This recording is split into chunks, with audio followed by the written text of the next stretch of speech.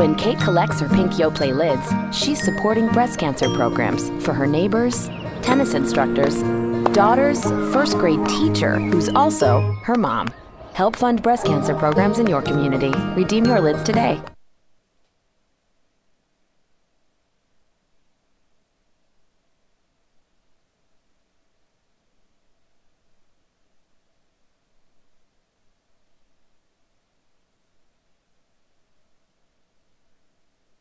Allie Mae Neal knows what it's like to grow up without a father. She's void of memories, save for the stories her mother told. I never blamed anybody, because I don't know who to blame.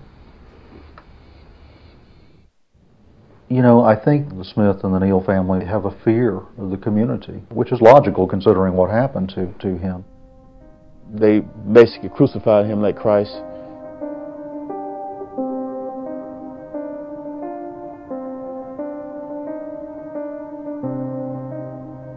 There was a teenage girl in the community named Lola Kennedy who, while out watering livestock, was attacked and beaten severely, left for dead.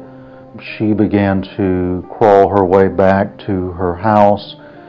Whoever perpetrated the crime saw her, walked back across or ran back across the plowed field to where she was, beat her to death at that point, dragged her off into the woods and buried her kind of under logs and brush.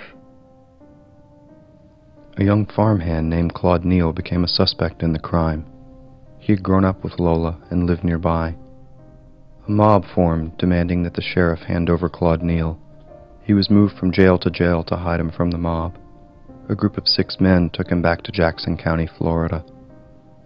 Their intention was to deliver him to the parents of Lola Kennedy, but the lynchers were concerned that the crowd of spectators, now numbering in the thousands, would riot if they showed up with Neil. They changed their plans. In those days, whatever the people that put it on him wanted to do, that was it. They took him down to the woods near Peoria Landing on the Chattahoochee River, and they chained him to a tree. They cut him, they beat him, they burned him with torches. They cut his fingers and toes off, I think what the story was. People said you could hear them screaming for miles around.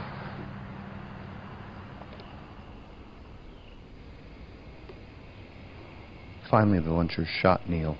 They delivered his corpse to the Kennedy farm, where the throng of spectators further mutilated his body. By the time Claude Neil was hanged in the tree on the courthouse square of Marianna, he had long been dead.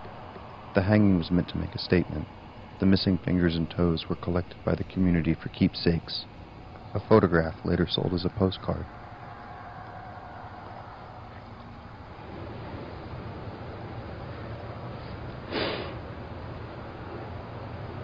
It's sad. They were everyday people who, they were farmers, they were business people. They realized the significance of what had happened. They were just very matter of fact. They didn't brag about it. They didn't express great remorse about it. I think the people just said, well, you know, if we let this go on, you know, then somebody else, it'll happen to them. Before the lynching and after the lynching, they lived very ordinary lives, and to the best of my knowledge, were never involved in any other violence of any kind. There's just this one monstrous episode, you know, in the middle of it all that really, you know, that's their legacy now, regardless of whatever they did in life. Claude Neil was denied the right to a fair trial. Those that killed him were never put on trial either. When Neil's fate became apparent, the government did not intercede on his behalf.